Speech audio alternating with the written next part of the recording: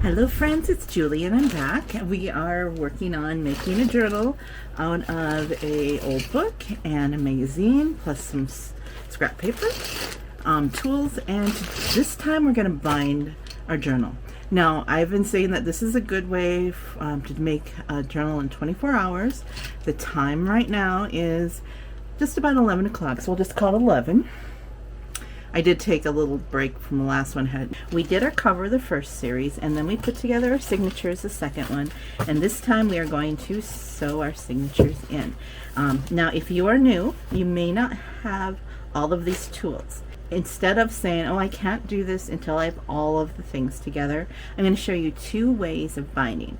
The way I'm going to do it is called hidden binding. But if you don't have the thread, the sewing needle, anything like that, don't let perfectionism stop you from finishing your journal. Here's an alternative way to bind your journal. So what you do is you take some bits of lace or bits of string or strips of fabric. You can take an old sheet, and this is a very simple way of binding your journal. You find your middle here, and you take a piece of lace. You're going to let's see here, I think we'll go 3 times the length of the height of your journal, and we're going to cut it off. And all you do is you lay the lace in the center. We're going to just do one at a time. And you wrap it around, and you just tie a secure bow. I would take out any of the stretchiness of it, tie it as tight as you can, like that. If you need to, have somebody put their finger on there or put a piece of tape while you tie it, because you don't want it to move very much, and you can tie a bow, and voila, your signature is in here. And it's pretty tight. See, it's not going to wiggle that much. And then you just do that for your 4 signatures, and that's all you need to do to bind it. So that is perfectly acceptable. And the nice thing about that is if you feel like you don't like the way these are going, you can just slip the pages out and rearrange them. Or you say you fill all this up and you want to take it out, or there's one page that you would like to put somewhere else. It's kind of modular that way, where you can just do anything you want with them. It's almost like a traveler's notebook in a way, where you have, these are usually elastic, so you could also do elastic and slip them in. If you want to keep this secure, then you could, if you want to just do a couple hand stitches or something, you can. Again, then you need a new needle and stuff, but just to bind, that's all you need to do, and you're done. You'd be done like in a couple minutes with this. So I'm choosing not to do that for this one, but maybe in the future one we could do it that way, because I want to show you the hidden binding. Okay, so earlier we had made this for our spine to attach your hidden bindings to, and we have 4 bindings, four signatures here, and on the back here we're going to put marks on where we want those signatures to be. I like to use a Sharpie, a fine point, because it shows up on any kind of paper. This is a little slick because it's from the Daphne's Diary magazine. We had established that this is a month, a inch and a half.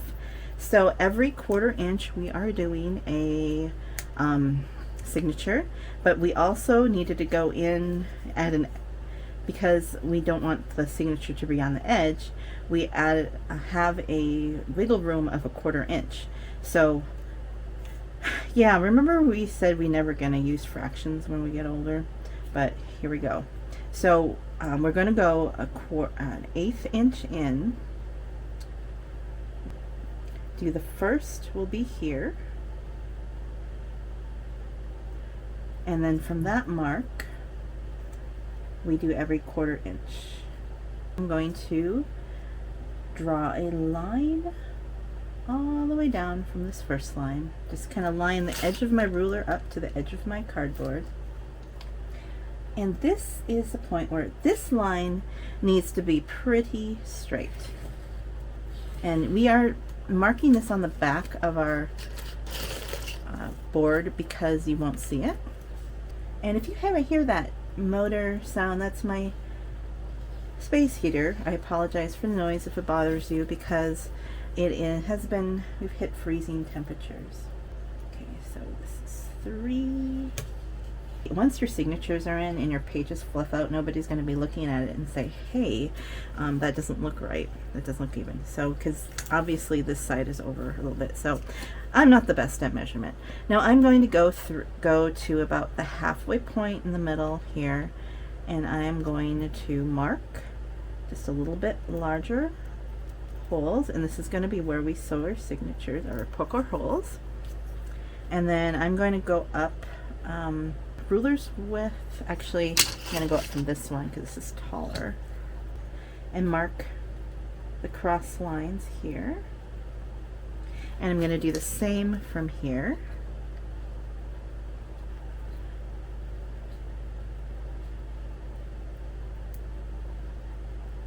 Okay, now there's 2 ways of poking holes.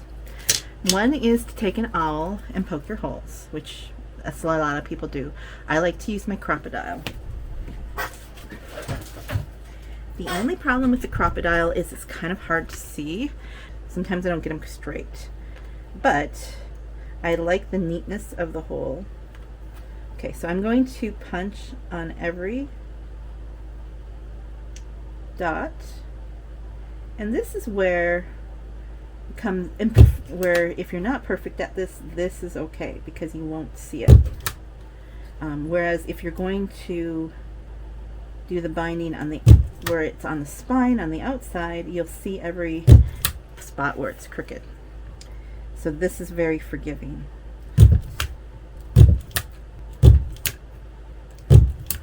Okay.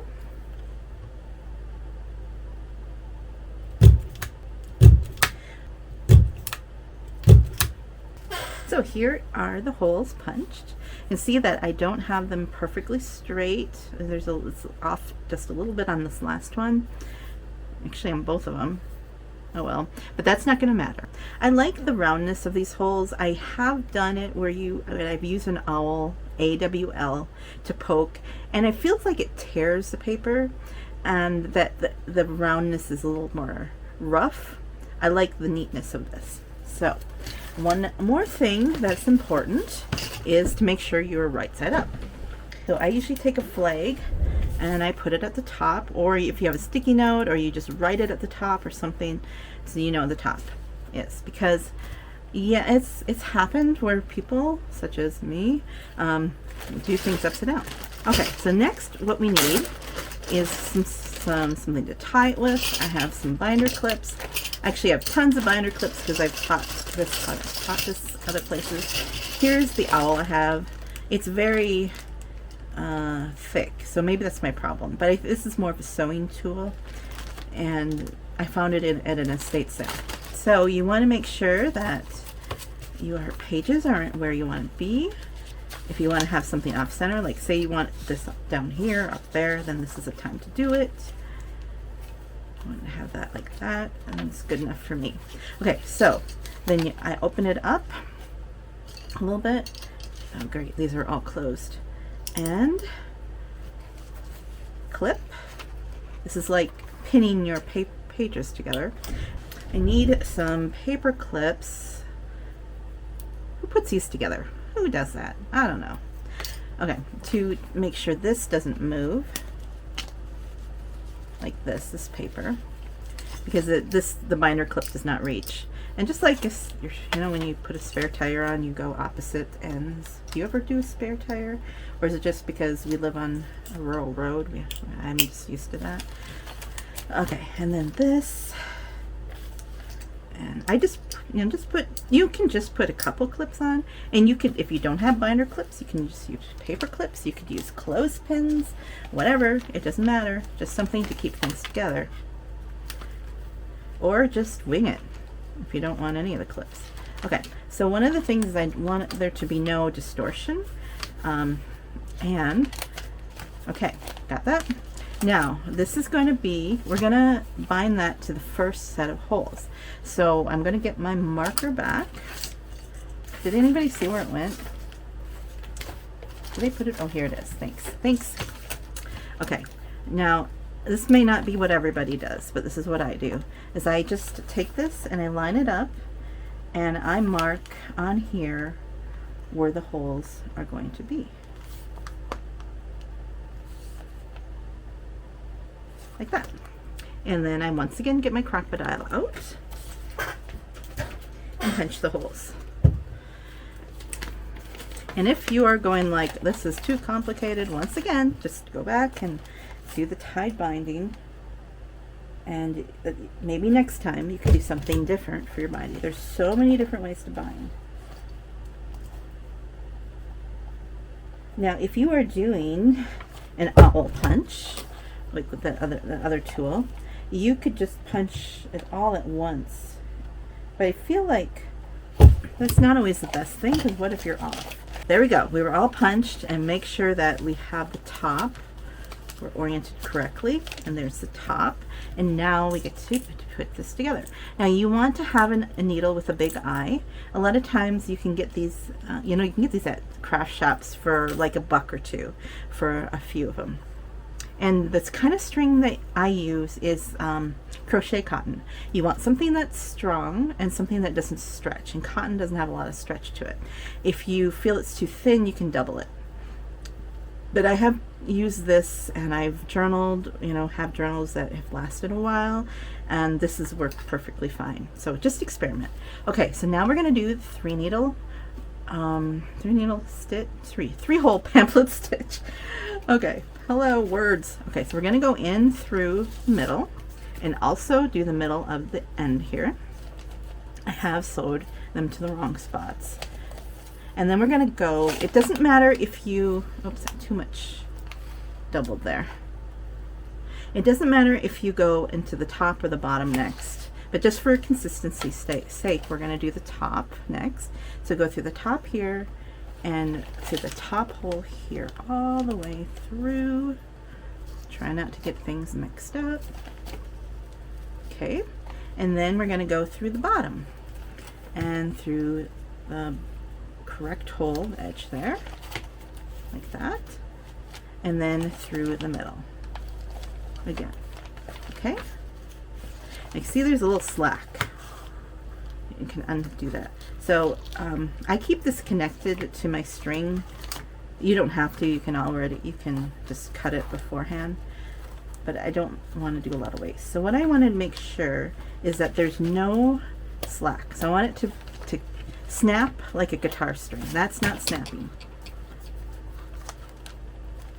because I don't want it to move. So that's better, as if you could play a song on there. Okay, now we can trim it, and I like to have one end on each side of the string. Just the way I like to do it. Pull it taut, but not so tight that it bends or rips. And then just do a double knot. And you can tie a bow if you'd like, or not. And we are bringing this to the front because we don't want the knot in the back, because we're going to glue this into our binding, and we don't want a lot of extra fluff to it. We want it as flat as possible. So I'm just going to cut the string like that, and the first one is done. Easy peasy. And that's going to go in like that. Okay, so let's do the next one. The second one is a little more awkward, just because we already have something attached. Let's make sure everything is where I want it to be. And once again, we are going to keep our pages together. One thing that I like to make sure is when I am clipping is that I can feel the crease of all of them, that there's nothing that's like canted or crooked or anything like that. So because if you have that, then you're going to bind it crooked. Now this is going to be tricky because I don't know if my paper clips will clip that like that. That's not gonna really catch much. We'll see. Now we're going to take it to the thing here. I'm going to line up the bottom page to the bottom of the cardboard, And once again, we're going to mark where we're going to bind. Then we are going to punch those holes.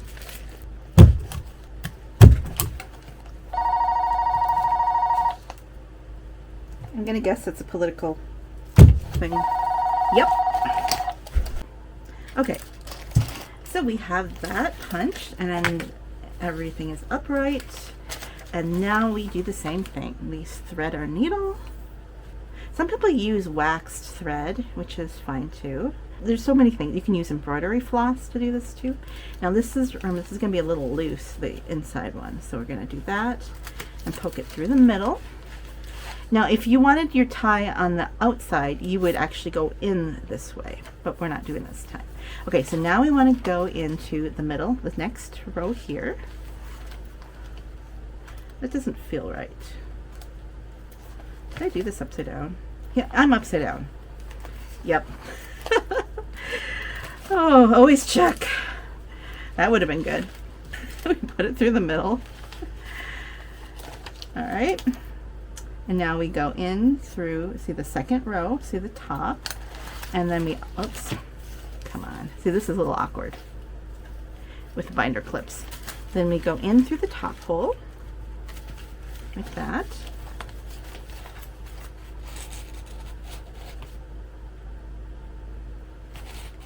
Okay, so then we go in through the bottom, or out through the bottom, I should say, and then corresponding hole on here. Okay, now the hard part has been done.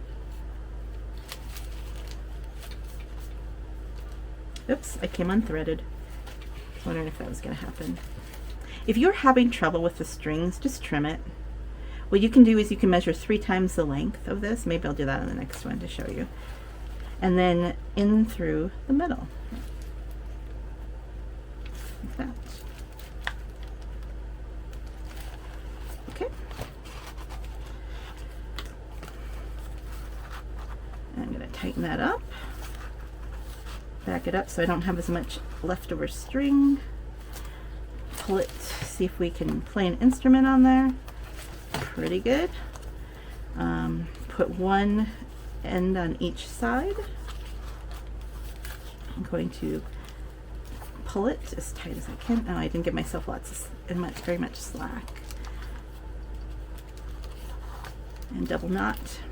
You can also put a dot of glue on your knot too. Some people do. I haven't found I needed to, but you can do what you like. Okay, 2 is done. We have 2 signatures down, 2 to go. Next one, you know, I think I'm doing this in the wrong order. I think I am. Yep. Oh well. You know what I'm going to do is I'm going to switch. The best laid plans, run with it. Do this and that. And that will be fine. Okay. So here's the 3rd signature. And we are going to do it almost like the other one. I'm going to show you pre-measured string this time. Make sure all the papers are lined up on the spine. Because if you don't, you could have crooked papers or crooked holes. I mean, neither of them are terrible, but you may not want to have crooked things if you can help them. Oh, this is the top. Make sure we do the top. And we're going to pre-measure our string. But first we need to mark where our holes are going to go. Now we're on the 3rd one. We can go like this. Put the paper on the bottom edge just to be consistent. And that's where the first hole is going to go. The second and the top hole. There. And then we're going to punch those. Again, you can use your awl, or I like to use my crocodile. There we go. So now we're going to pre-measure our string, just so you can see what that looks like. So you want to do 3 times the length. 1, 2, and 3. And it keeps things a little more simple. You don't have all that end of the string hanging out and confusing you. So perfectly fine. I mean, you're not going to die if you have to throw away an inch or two of string, or just use it in something else. Okay, once again, we're going to go in through the middle, and then in through the middle of the third set here. And you're going to leave a little tail on the inside. And then we're going to go through the top here and through your hole, the hole here on the top. It's best if it's a little open like that. And then we're going to go down and then come out there.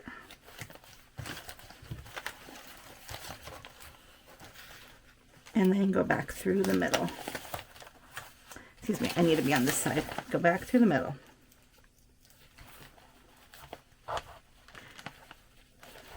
Okay. There we go. Now we have to make sure it's tight and make sure it's snappy. Okay. And tie it. Now when you have this much string left over for measuring it, I guess you could do a little less. You can tie a bow if you want, but since I've not been tying a bow, I've just been doing string, I'm just going to trim that. Okay, so that's the third, one more to go. Fourth, make sure we're upright.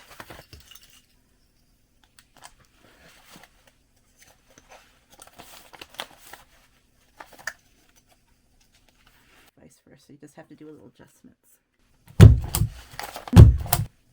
The last one to me seems a little easier, because there's only one hole to do. I have done it where I have completely sewn into the wrong holes, or I've crossed lines where I've actually sewed into like this one, and like where I'll come out this way but then go in that way or something, and I've done that. So don't worry, it's just string.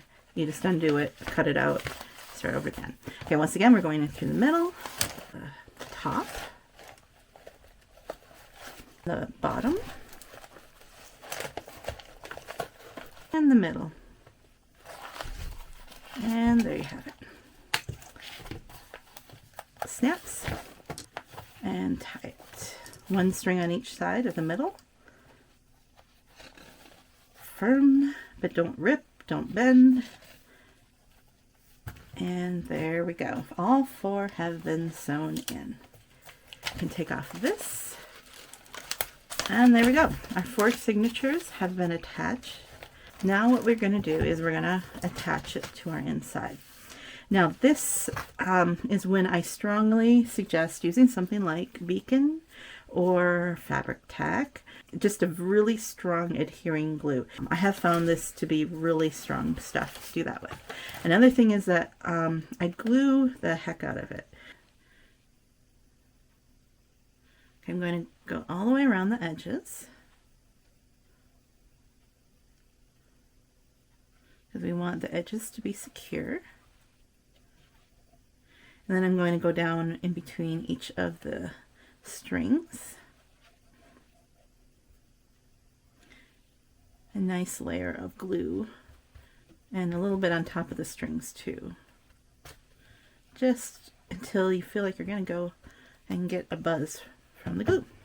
We are going to put this in the center, and help with that, bend the sides up to know where the center is, because this has been well covered, and I press down the edges. This is for all the bananas, and I just want to make sure again that I'm correct in the position, because we don't want to have it crooked or off so you can't close the book. And then what I do is I go through and go to the middle signature, or the middle, and I press down right here. If you want, you could take a string and to tie it together until the glue dries. Just wrap it around like you were going to tie in a signature. I just keep sealing them, pushing down, pressing. Now this is the important step. And then in between the signatures, once again, press down. to the front. Make sure that's pressed. And here, between the first and second.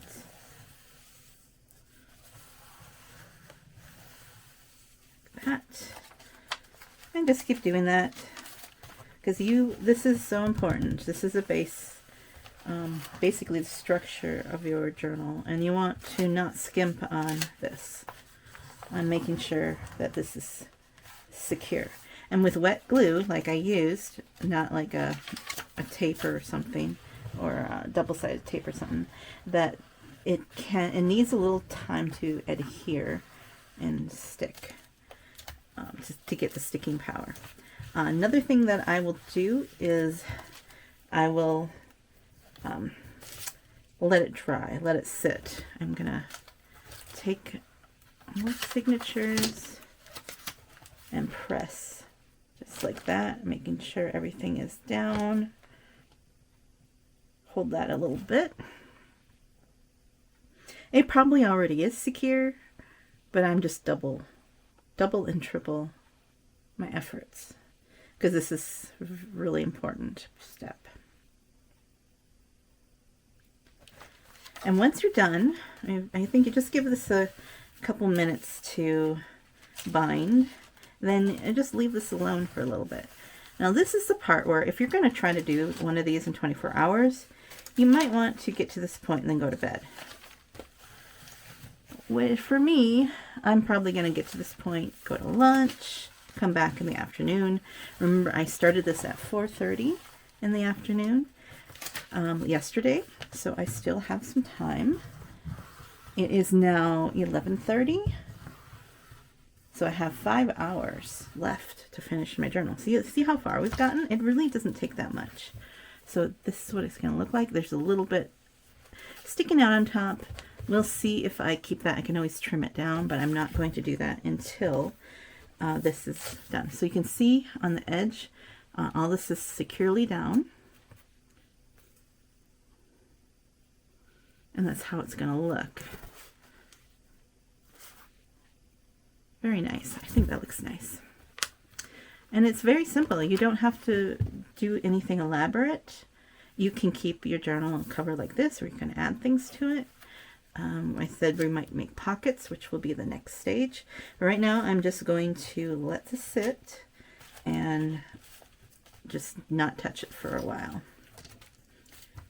Because I think it's all flattened down. All the edges are flat. So we are good. All right, so there we go. Next time we're going to have fun. The next part is very fun, where we're just going to do the final touches to the journal. It's not going to be everything, because I believe that once your journal is put together, then as you use it, you change it as it goes. So for me, I just like to have the structure of the journal, and then have the freedom to do what I like with them. Okay, so thanks for watching. See you on the next page. Goodbye.